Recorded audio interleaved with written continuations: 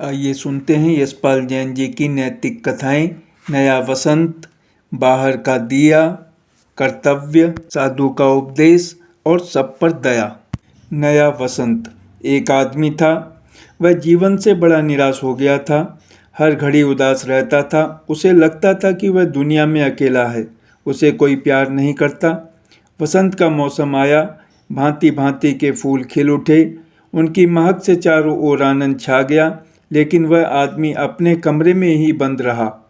एक दिन अचानक एक लड़की उसके कमरे के किवाड़ खोलकर अंदर आई। उस आदमी को गुमसुम देखकर सहम उठी। बोली, आप इतने उदास क्यों हैं? आदमी ने कहा, मुझे कोई प्यार नहीं करता, मैं अकेला हूँ। लड़की ने कहा, यह तो बड़ी बुरी बात है कि आपको कोई प्यार नहीं करता, पर यह बताइए कि आप किस किस को प्यार करते हैं। आदमी ने कोई जवाब नहीं दिया। लड़की बोली, आप बाहर आइए, देखिए आपके दरवाजे पर कितना प्यार बिखरा पड़ा है, आप चाहें तो भर भर हाथों बटोर सकते हैं। इतना कहकर उस लड़की ने उस आदमी का हाथ पकड़ा और कमरे के बाहर लाकर हंसते फूलों के बीच उसे खड़ा कर दिया। बोली, आप प्यार चाहते हैं, लीजिए, जितना चाहिए इनसे ले लीजिए। देखिए ये कितने बढ़िया साथी हैं, खुशी खुशी प्यार देते हैं पर बदला नहीं चाहते, क्यों है ना? इन शब्दों को सुनकर उस आदमी का जैसे नया जन्म हो गया। उसके मन की गांठ खुल गई। जीवन में वसंत हिलोरें लेने लगा। बाहर का दिया। एक आदमी था। वह रोज बड़े तड़के मंदिर में जाता और एक दीपक जलाकर रखाता। यह सिलसिला 1-2 महीने से नहीं, लंबे अरसे से चल रहा था। मंदिर के ठीक सामने घर की बैठक में बैठा एक नौजवान उसे बिना नागा आते देखकर चकित हो उठा।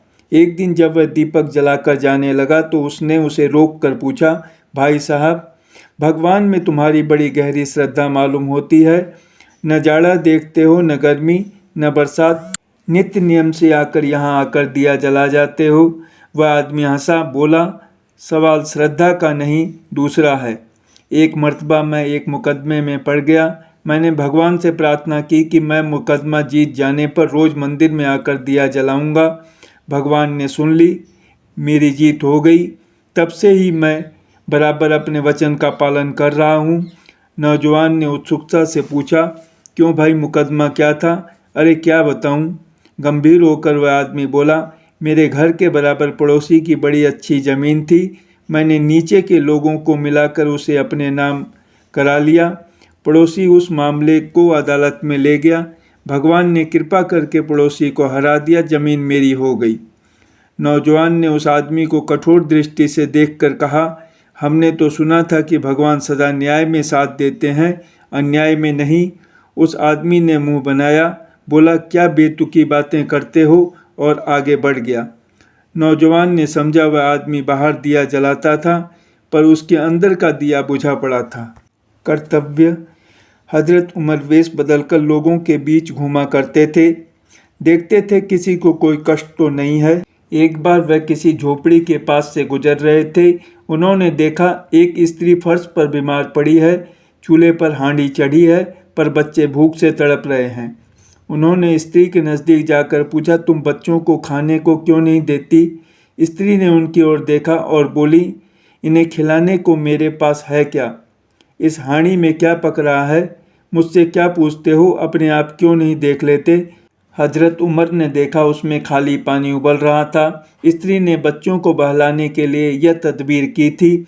उमर ने कहा, तुम्हारे पास कुछ नहीं था तो तुम खलीफा के पास क्यों नहीं गई?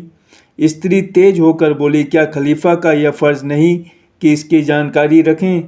हजरत उमर ने सहम कर कहा, खलीफा के राज्य में इतने लोग हैं, वह आखिर हर किसी की देखभाल कैसे कर सकते हैं? स्त्री के चेहरे पर तनाव आ गया। बोली, अगर खलीफा मेरे पति को लड़ाई पर भेज सकते हैं तो क्या उन्हें उसके बाद उसके स्त्री बच्चों के खाने पीने का इंतजाम खुद नहीं करना चाहिए? बात उसकी सही थी। उमर ने फौरन शाही भंडार से खाने का सामान मंगवाया, सबको खिलाया और आगे का सारा इंतजाम भी कर दिया। साधु का उपदेश। किसी नगर में एक सेठ रहता था। उसके पास अपार धन था। उसका व्यापार दूर दूर तक फैला था। एक दिन एक साधु उसके दरवाजे पर आया। सेठ ने उसे भिक्षा दी। भिक्षा लेकर जब साधु जाने लगा तो सेठ ने उसे रोक कर कहा, महाराज, मुझे कुछ उपदेश तो देते जाइए। साधु ने उसकी ओर देखा, बोला, हफ्ते भर बाद आज के ही दिन फिर आऊँगा, तब उपदेश दूंगा। अपने वादे के अनुसार अगले हफ्ते साधु आया। सेठ तो उसकी राह देख ही रहा था। उसने उसे देने के लिए तरह तरह के पकवान तैयार करा रखे थे। साधु ने उसके आगे अपना कमंडल कर दिया, लेकिन सेठ जैसे ही उसमें कुछ पकवान डालने को हुआ कि उसका हाथ वहीं का वहीं रुक गया। बोला, स्वामी जी, इसमें तो कूड़ा है।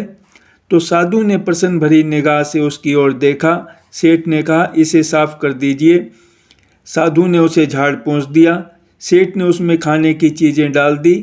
भिक्षा लेकर साधु जाने लगा तो सेठ ने कहा, महाराज, आप तो जा रहे हैं, क्या भूल गए कि आज आपने मुझे उपदेश देने का वचन दिया था? साधु बोला, अरे क्या तुझे उपदेश नहीं मिला?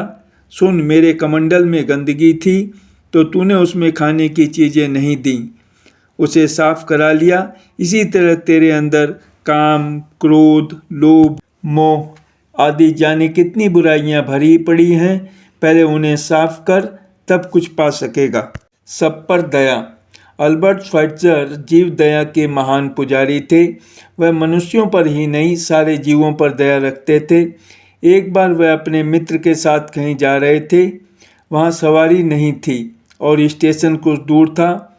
उन्होंने एक लाठी पर अपना सामान लटकाया और दोनों मित्र लाठी के एक एक सिरे को अपने कंधे पर रखकर स्टेशन की ओर चल पड़े। गाड़ी आने में थोड़ा ही समय रह गया था, इसलिए दोनों मित्र बड़ी तेजी से बढ़े जा रहे थे। आगे मित्र थे, पीछे वह।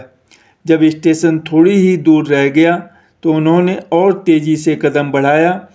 अकस्मात मित्र को बड़े जोर का धक्का लगा और पूरा सामान जो लाठी के बीच में रखा था खिसककर करीब करीब उनके सिर पर आ गया। वह गिरते गिरते बचे। उन्होंने घबराकर श्वाइट्ज़र से पूछा, क्यों भाई, क्या बात है? श्वाइट्ज़र बोले, आप मुझे माफ़ करें, लेकिन यह देखिए, रास्ते में एक कीड़ा पड़ा है, किसी के भी पैर के नीचे दबकर मर सकता है। इसी को बचाने के लिए मैं एक और को हुआ तो मेरा संतुलन बिगड़ गया और सारा बोझ आप पर जा पड़ा। ज़रा रुक जाएं, मैं अभी इस कीड़े को उठाकर एक और रखे देता हूँ। इतना कहकर उन्होंने एक लकड़ी लेकर कीड़े को उस पर चढ़ाया और बड़ी ममता से उठाकर उसे ऐसी जगह रख दिया जहाँ किसी का भी पैर नहीं पड़ सकता था। उसके बाद दोनों ने दौड़कर रास्ता पार किया, तब कहीं उन्हें गाड़ी मिली। धन्यवाद।